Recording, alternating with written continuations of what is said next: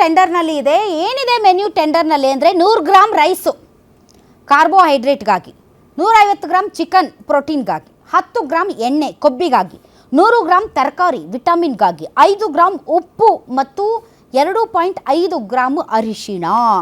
So BBMP ಯಾವ್ಯಾವ ವಲಯಗಳನ್ನು ಗುರುತಿಸಿದ್ದಾರೆ ಆ ವಲಯದಲ್ಲಿ ಅವರಿಗೆ ಅಡುಗೆ ಮನೆ ಇರಬೇಕು. ಮತ್ತು ಈಗ ಪಶು ವೈದ್ಯಾಧಿಕಾರಿಗಳು ಏನು ಮೆನುವನ್ನು ರೆಡಿ ಮಾಡಿದ್ದಾರೆ ಅಷ್ಟಷ್ಟು ಪ್ರಮಾಣದಲ್ಲಿ ಹಾಕಿ ಎಲ್ಲ ಅಡುಗೆ ಮಾಡಬೇಕು. ಇದು ನಿಜಕ್ಕೂ ಪಾಸಿಬಲ್ ಇದೆಯಾ? I don't know. But definitely ಸಾಕಷ್ಟು ಪ್ರಶ್ನೆಗಳಿವೆ. ಎಲ್ಲ ಪ್ರಶ್ನೆಗಳಿಗೆ ಉತ್ತರ ಪಡೆದುಕೊಳ್ಳುವಂಥ ಪ್ರಯತ್ನ ಮಾಡೋಣ. ಈ ಕಾರ್ಯಕ್ರಮದಲ್ಲಿ ಭಾಗವಹಿಸೋದಕ್ಕೆ ಅತಿಥಿಗಳು ನಮ್ಮೊಂದಿಗಿದ್ದಾರೆ. ಬನ್ನಿ ಅವರನ್ನು ವೆಲ್ಕಮ್ ಮಾಡೋಣ. ನಮ್ಮೊಂದಿಗೆ ಇದ್ದಾರೆ ಅರುಣ್ ಪರಮೇಶ್ವರ್ ಅವರು, ಪ್ರಾಣಿ ಪ್ರಿಯರು. ಸರ್, ತಮಗೆ ವಿಶೇಷ ಕಾರ್ಯಕ್ರಮಕ್ಕೆ ಸ್ವಾಗತ.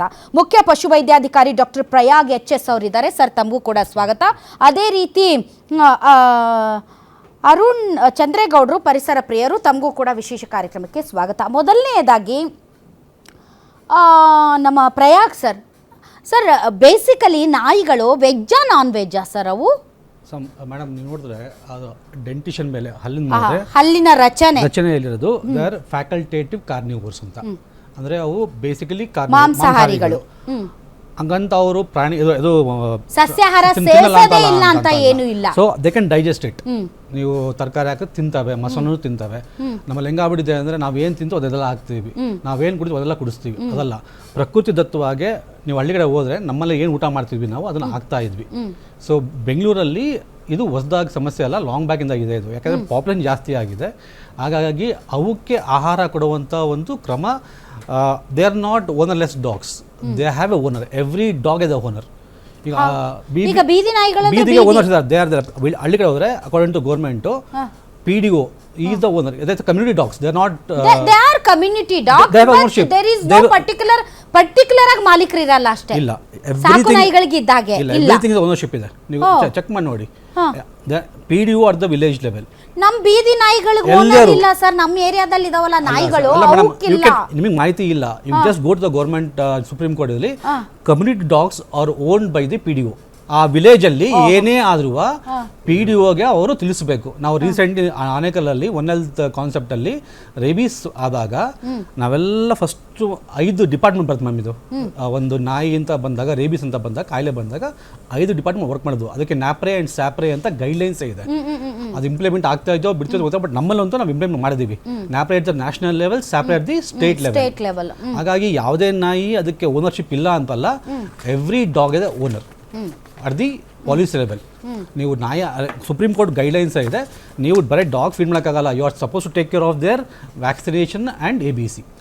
ಅಂದ್ರೆ ಸರ್ PDO ಅಂದ್ರೆ it's obviously government, panchayat development officer at the village level, ಸರ್ಕಾರದ ಅಡಿಯಲ್ಲಿ. ಏನಾಗಿದೆ ಅಂದ್ರೆ ಸುಪ್ರೀಂ ಕೋರ್ಟ್ ಅಲ್ಲಿ even public can feed, you are not suppose to stop public feeding. ಅಂದ್ರೆ ಅಲ್ಲಿ ಏನಾಗಿದೆ ಅಂದ್ರೆ 2 ಡಿಬೇಟ್ ಇದೆ. ಅಲ್ಲ, ನನಗೆ ಗೊತ್ತಾಯ್ತು. ಅಂದ್ರೆ ಬೀದಿ ನಾಯಿಗಳಿಗೆ ಎಲ್ಲಿ ಬೇಕಾದ್ರೆ ಅಲ್ಲಿ ಆಹಾರವನ್ನ ಕೊಡೋದು ತಪ್ಪಾ ಸರಿನಾ ಅನ್ನೋದಕ್ಕೆ ಸಂಬಂಧಪಟ್ಟಂತೆ ಈಗಾಗಲೇ ಕೋರ್ಟ್ಗಳ ಗೈಡ್ಲೈನ್ಸ್ ಇದೆ, ಮತ್ತೆ ಕೋರ್ಟ್ಗಳಲ್ಲಿ ಜಡ್ಜ್ಮೆಂಟ್ಸ್ ಇದೆ. ಹಾಕಬಹುದು, ಅದಕ್ಕೆ ಯಾವ ಅಬ್ಜೆಕ್ಷನ್ ಇಲ್ಲ ಅಂತ. ಯಾಕೆಂದ್ರೆ ಮಧ್ಯದಲ್ಲಿ ನೀವೇ ಹೇಳಿದ ಹಾಗೆ ಈ ತರದ ರೇಬೀಸ್ ಸೇರಿದಂತೆ ಹಲವಾರು ನಾಯಿಯಿಂದ ಹರಡಬಹುದಾದಂತಹ ರೋಗಗಳಿಗೆ ಸಂಬಂಧಪಟ್ಟಂತೆ ಬೀದಿ ನಾಯಿಗಳಿಗೆ ಆಹಾರ ಹಾಕೋದ್ರಿಂದ ಅವು ಸಣ್ಣ ಪುಟ್ಟ ಮಕ್ಕಳನ್ನೆಲ್ಲ ಕಚ್ತಾ ಇದ್ದಾವೆ ಅನ್ನೋದಕ್ಕೆ ಸಂಬಂಧಪಟ್ಟಂತೆ ಹಾಕಬಹುದು. ಯಾಕಂದ್ರೆ ಅವು ನಮ್ಮ ಥರನೇ ಪ್ರಾಣಿಗಳು ಅಂತ. ಅದೇನೋ ಓಕೆ ಸರ್, ಬಟ್ ಬೇಸಿಕಲಿ ಇವು ಮಾಂಸಾಹಾರಿಗಳು. ಫ್ಯಾಕಲ್ಟೇಟಿವ್ ಕಾರ್ನಿವೋರ್ ಅಂದ್ರೆ ಅವರ ದಂತ ರಚನೆ ಇದೆಯಲ್ಲ ಮ್ಯಾಮ್, ಅವು ಮಾಡ್ಪಟ್ಟಿರೋದು ಮಾಂಸ ತಿನ್ನಕ್ಕೆ. ಅದು ಇದು ಸಸ್ಯ ತಿನ್ನಲ್ಲ ಅಂತಲ್ಲ, ನಾವು ಕೊಟ್ಟರೆ ತಿಂತೇವೆ. ಅದಕ್ಕೆ ತರಕಾರಿನೂ ಹಾಕೋದು ಇದು ಡಯಟ್ ಅಲ್ಲಿ. ಅದೇ ಡಯಟ್ ಅಲ್ಲಿ ಈಗ ಇದಕ್ಕೆ ತರಕಾರಿ ಹಾಕೋದಕ್ಕೆ ಅಂದ್ರೆ ಆ ಕಾರಣಕ್ಕೋಸ್ಕರನೇ. ಬಟ್ ಅದೇ ಕಾಲ್ಡ್ ಫ್ಯಾಕಲ್ಟೇಟಿವ್ ಕಾರ್ನಿವೋರ್ಸ್. ಅವ್ರ ಅದು ರಚನೆ ಆಗಿರೋದು ಮಾಂಸ ತಿನ್ನಕ್ಕೆ. ನಾವು ಮಸಾಲೆ ತಿಂದ್ಬಿಟ್ಟು ನಾವು ನಾಯಿಗೆ ಮಸಾಲೆ ತಿನ್ನಕ್ಕೆ ಹಾಕಕ್ಕೆ ಬರಲ್ಲ. ಅವರ ಗುಣನೇ ಅದು. ಈಗ ಪ್ರಾಬ್ಲಮ್ ಇರೋದೇ ಇವ್ರಿಗೆ ಅದೇ ಸರ್. ಬಹಳ ಜನ ಏನಿದ್ರು ವಿರೋಧ ವ್ಯಕ್ತಪಡಿಸ್ತಾ ಇದ್ದಾರೆ. ಅವ್ರು ಹೇಳೋದನ್ನು ಯಾಕೆ ನೀವು ಮಾಂಸ ಹಾಕ್ಬೇಕು, ಅವಕ್ಕೆ ಮಾಂಸ ಹಾಕಿದ್ರೆ ಅವು ಇನ್ನೂ ಒಂದ್ ಸ್ವಲ್ಪ ವ್ಯಾಘ್ರ ಆಗ್ತವೆ. ಇನ್ನೂ ಸೈಂಟಿಫಿಕ್ ಡಾಕ್ಯುಮೆಂಟ್ ಕೊಡಿ ಮೇಡಮ್. ಈ ಆರ್ಗ್ಯುಮೆಂಟ್ ಮಾಡ್ತಾರಲ್ಲ ಮಾಂಸ ತಿಂದ ತಕ್ಷಣ ವ್ಯಾಘ್ರ ಆಗ್ತಾರೆ ಅಂತ. ತೆರೇಸಾ ವಾಸ್ ಪಕ್ಕ non vegetarian, Hitler was vegetarian. Example ಕೊಡ್ತಿರೋದು. Speak science, speaks facts. Myths 1000 ಹೇಳ್ತಾರೆ. ಮಾಂಸ ತಿಂದವರೆಲ್ಲ ಕೋಪಿಷ್ಟರು, ಮಾಂಸ ತಿಂದವರೆಲ್ಲ ತಾಮಸ ಗುಣ ಜಾಸ್ತಿ ಆಗುತ್ತೆ ಅವರಲ್ಲಿ. ಒಂದು ಹೇಳ ಮ್ಯಾಮ್ ಅಂತ ರಾಮಕೃಷ್ಣ ಪರಮಹಂಸರೇ ನೀವು ಓದ್ಕೊಳ್ಳಿ, ಸ್ವಾಮಿಗಳು ನೋಡ್ಕೊಡ್ರಿ. ನೀವು ಅಂತಿರಲ್ಲ ಈಗ ಮಾಂಸ ಅವರ ಆಯ್ಕೆ, ಪ್ರಕೃತಿ ಬಿಡ್ಬೇಕು ನಾವು. ಪ್ರಕೃತಿಯಲ್ಲಿ ಏನು ರಚನೆ ಆಗಿದೆ ಆ ದೇವ್ರು ಏನು ಪ್ರಕೃತಿ ಅಂತ ದೇವ್ರು ಅಂತಾರೋ ಅದು ಏನು ರಚನೆ ಆಗಿದೆಯೋ ಅದನ್ನು ನಾವು ಫಾಲೋ ಮಾಡಬೇಕು. ನಮ್ಮ ವೈಯಕ್ತಿಕ ನಿಲುವನ್ನು ನಮ್ಮ ವೈಯಕ್ತಿಕ ಪದ್ಧತಿಯನ್ನು ನಾವು ನಾಯಿ ಮೇಲೆ ಹಾಕೋದು ತಪ್ಪು. ಪ್ರಕೃತಿ ತತ್ವವಾಗಿ ನಾಯಿನ ನೀವು ಪ್ರಕೃತಿ ನೋಡೋದು ನೀವೇನು ನೋಡ್ತೀರಾ ಅದನ್ನ, ಅದಕ್ಕೆ ಫಸ್ಟ್ ಪ್ರಿಫರೆನ್ಸು ಪ್ರಕೃತಿ ಮಾಡಿರೋದು ಅದ್ರ ಅಂಗರಚನೆ ಆಗಿರೋದು ಬಾಯಿ ರಚನೆ ಆಗಿರೋದು ಮಾಂಸ ತಿನ್ನೋಕ್ಕೆ. ಮಾಂಸ ತಿನ್ನೋದ್ರಿಂದ ನಾಯಿಗಳು ಅಗ್ರೆಸಿವ್ ಅಂತ ಒಂದು ಪೇಪರ್ ಕೊಟ್ಟು ನಾನು ವೆಟರ್ನರಿ ಬಿಟ್ಟು ಹೋಗ್ತೀನಿ. ಒಂದು ಪೇಪರ್ ಕೊಡಿ, ಸೈಂಟಿಫಿಕ್ ಪೇಪರ್. ಅಂದರೆ ಮೊಸರು ತಿಂದ ನಾಯಿಗಳು ಕಚ್ಚೆ ಅಲ್ವಾ? ಕಚ್ಚುತ್ತವೆ. ಮತ್ತು ಸಿಂಪಲ್. ಈಗ ಫ್ಯಾಕ್ಟ್ ಅದೇನು, ತಾಮಸಿಕ ರಾಜಸಿಕ ಸಾತ್ವಿಕ ಅಂತಾರಲ್ಲ. ಸೊ ಎಲ್ಲಾಗ್ರೆ ಮಾಂಸ ತಿಂದವರೆಲ್ಲ ಎಲ್ಲರೂ ಉಗ್ರರಾಗ್ತಾರ ಅಥವಾ ಅದು ಸಸ್ಯ ತಿನ್ನೋರೆಲ್ಲ ಸಂತರ? ಸಾತ್ವಿಕ ಆಹಾರ ಸೇವಿಸಿದವರಿಗೆ ಕೋಪನೇ ಬರೋದಿಲ್ವಾ? ಮ್ಯಾಮ್ ಒಳ್ಳೇದು, ಆರೋಗ್ಯ ದೃಷ್ಟಿಯಿಂದ ಒಳ್ಳೇದು. ಬಟ್ ಇವು ಪ್ರೋಟೀನ್ ಬೇಕು. ಇವಕ್ಕೆ ನಿಮಗೆ ಮೊಸರದಲ್ಲಿ ಪ್ರೋಟೀನ್ ಸಿಗಲ್ಲ, ಇಟ್ಸ್ ಕಾರ್ಬೋಹೈಡ್ರೇಟ್. ಒಂದು ಬ್ಯಾಲೆನ್ಸ್ ಡಯಟ್ ಬೇಕಾದ ನಮಗಾದ್ರೂ ಅಷ್ಟೇ ಪ್ರಾಣಿಗಾದ್ರೂ ಅಷ್ಟೇ. ಬಟ್ ಅವರ ಪ್ರಕೃತಿ ಅನುಗುಣವಾಗಿ ನಾವು ಅದಕ್ಕೆ ಆಹಾರನ ಒದಗಿಸ್ಬೇಕು. ಓಕೆ.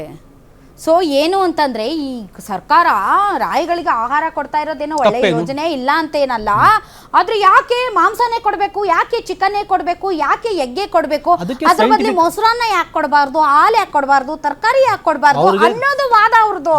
ಕಾಮನ್ ಸೆನ್ಸ್ ಇದ್ರೆ ಹೋಗಿ ಸೈಂಟಿಫಿಕ್ ಆಗಿ ಅವರೇ ಪ್ರಯತ್ನ ಮಾಡಿ ನೋಡ್ಲಿ, ಪರ್ಮಿಷನ್ ಸಿಕ್ಕರೆ. ನಾವು ಕೋವಿಡ್ ಟೈಮಲ್ಲಿ ಒಂದು ಪ್ರಶ್ನಾರ್ಹಣೆ ಬಂತು ಇದೇ ಥರ, ನೀವು ಮನುಷ್ಯರಿಗೆಲ್ಲ ಹಾಲು ಕೊಡ್ತಾ ಇದ್ದೀರಾ. ನಾನು ಕೋವಿಡಲ್ಲಿ ನಾನು ಅದು ನೋಡಲ್ ಆಫೀಸರು ಎಲ್ಲ ಅನಿಮಲ್ ಆಕ್ಟಿವಿಸ್ಟ್ ಬಂದು ಇದು ಮಾಡಿದ್ರು. ಒಂದು ನಾಯಿ, ಅಡಲ್ಟ್ ನಾಯಿಗೆ ಗಟ್ಟಿ ಹಾಲು ಕೊಟ್ಟರೆ ಏನಾಗುತ್ತೆ ಅಂತ ಎನಿ ಡಾಕ್ಟರ್ ಹೇಳ್ತಾರೆ, we should dilute the milk. Lactose intolerance ಆಗುತ್ತೆ. ನಮ್ಮ ಅವರ ಉದ್ದೇಶ ಒಳ್ಳೆದನು, ಅನಿಮಲ್ ಲವರ್ಸ್ ಆಗಲಿ ಅನಿಮಲ್ ಆಕ್ಟಿವಿಸ್ಟ್ ಆಗಲಿ, ಉದ್ದೇಶದ ಬಗ್ಗೆ ನಂಗೆ ಡೌಟೇ ಇಲ್ಲ. ದಟ್ ಇಲ್ ಇನ್ಫಾರ್ಮ್ಡ್, ಮಾಹಿತಿ ಕೊರತೆ ಇದೆ. ಅದನ್ನು ಕೊಡ್ಬೇಕಾದವರು ವೈದ್ಯರಾದವರು, ಆಮೇಲೆ ಮಾಧ್ಯಮದವರು.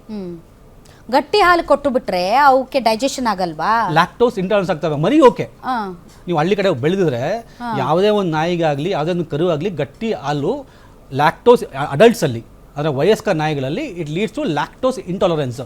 ಮಕ್ಕಳಲ್ಲಿ ಓಕೆ ಮೇಡಮ್, ಪ್ರಕೃತಿ ವಿರುದ್ಧ ಏನೇ ಹೋದ್ರು ಅದು ಒಳ್ಳೇದಲ್ಲ. ಎಕ್ಸಾಕ್ಟ್ಲಿ. ನೀವು ಪ್ರಕೃತಿಯಲ್ಲಿ ಅಡಲ್ಟ್ ನಾಯಿ ಹೋಗ್ಬಿಟ್ಟು ತಾಯಿ ಹಾಲು ಹಾಕೊಂಡು ನೋಡಿದಿರ ನೀವು? ಅದಕ್ಕೆ ವೀನಿಂಗ್ ಅಂತ ಹೇಳ್ತೀವಿ. ಒಂದು ತಾಯಿ ಮಕ್ಕಳಾಗಲಿ ಅಥವಾ ಇದಾಗಲಿ ಒಂದು ಟೈಮ್ ತನಕ ಆ ತಾಯಿ ಹಾಲು ತುಂಬ ಇಂಪಾರ್ಟೆಂಟು. ನಾಯಿಗಳಲ್ಲೂ ಅಷ್ಟೇ, ಒಂದು ಟರ್ಮ್ ತನಕ ಆ ನಾಯಿ ಹಾಲೇ ಅದಕ್ಕೆ ಶ್ರೇಷ್ಠ.